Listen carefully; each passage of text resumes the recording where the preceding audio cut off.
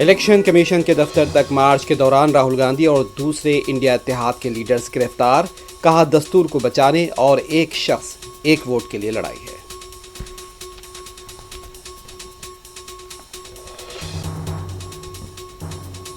Opposition के मार्च के दौरान अखिलेश यादव ने पुलिस का बैरिकेड फलांग दिया। हुकूमत और इलेक्शन कमीशन के रवैये पर अपोजिशन का शदीद रद्द-ए-अमल।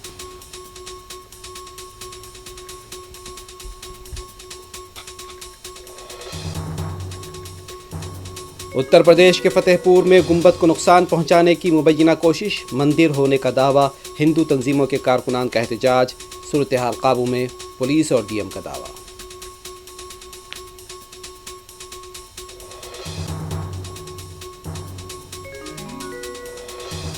मुल्क में तालीम और सेहत का शोबा आम आदमी की पहुंच से बाहर, वाजिबी होना चाहिए, आरएसएस चीफ का रिमार्क।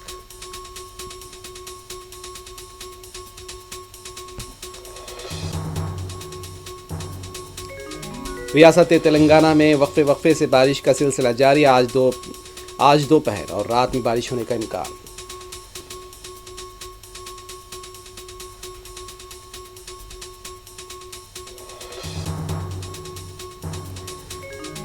स्लम बस्तियों में कचरे की निकासी को बरवक्त यकीनी बनाएं। गफलत और कोताही पर सख्त कार्रवाई का मेयर ने दिया इंतबाह।